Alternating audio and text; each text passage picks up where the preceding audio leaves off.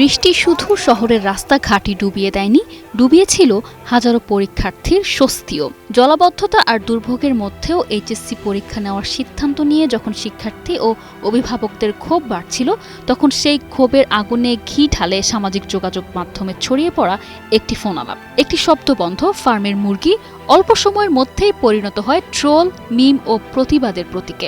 এরপর ১৩ জুলাই রাতেই আত্মপ্রকাশ করে ব্রয়লার চিকেন পার্টি নামে একটি ফেসবুক পেজ, যা দেখিয়ে দেয় সামাজিক যোগাযোগ মাধ্যমের যুগে একটি বিতর্ক কত দ্রুত জন আলোচনা থেকে আন্দোলনের ভাষায় রূপ নিতে পারে।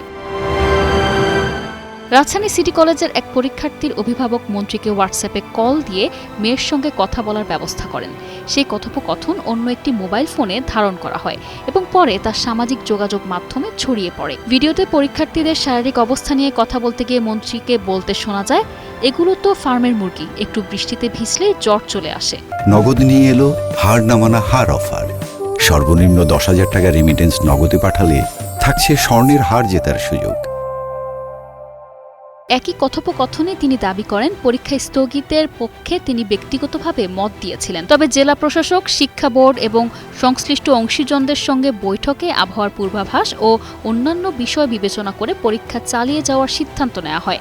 তিনি আরও বলেন, রুটিন প্রণয়নের ক্ষেত্রেও অংশীজনদের মতামত নেওয়া হয়েছিল এবং তিনিও পরীক্ষার্থীদের সুবিধার বিষয়টি বিবেচনায় রাখার চেষ্টা করেছিলেন। ফোন আলাপের ভিডিওটি ১৩ জুলাই রাতে সামাজিক যোগাযোগ মাধ্যমে ব্যাপকভাবে ছড়িয়ে পড়ে।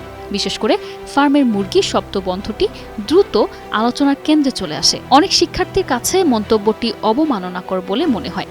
ফলে ১৪ জুলাই সকাল থেকে রাজধানীর সায়েন্স ল্যাব, শাহবাগ, উত্তরা সহ দেশের বিভিন্ন স্থানে পরীক্ষার্থীরা বিক্ষোভ ও সড়ক অবরোধ কর্মসূচি পালন করেন। আন্দোলনে অংশ নেওয়া শিক্ষার্থীদের মুখে শোনা যায় আমি কে তুমি কে ফার্মের মুরগি স্লোগানটি।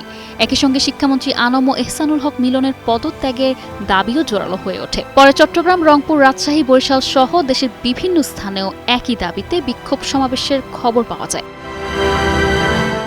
পাশের দেশ ভারতে এর আগেও সামাজিক যোগাযোগ মাধ্যমে ব্যঙ্গ বিদ্রুপকে কেন্দ্র করে এমন একটি অনলাইন আন্দোলনের জন্ম হয়েছিল। গত মে মাসে ভারতের প্রধান বিচারপতি সূর্যকান্ত সুপ্রিম কোর্টে এক শুনানির সময় কিছু বেকার তরুণকে তেলাপোকা বলে মন্তব্য করেন।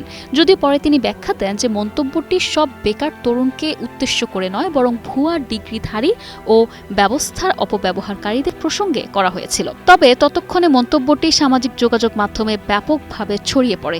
এর প্রতিক্রিয়ায় ব্যঙ্গাত্মক উদ্যোগ হিসেবে ককরোচ জনতা পার্টি নামে একটি অনলাইন প্ল্যাটফর্ম গড়ে ওঠে, যা অল্প সময়েই কোটি কোটি অনুসারী অর্জন করে এবং বেকারত্ব, মূল্যস্ফীতি এবং তরুণদের হতাশার মতো ইস্যুগুলোকে মিম, ব্যঙ্গ ও ডিজিটাল প্রচারণার মাধ্যমে সামনে নিয়ে আসে।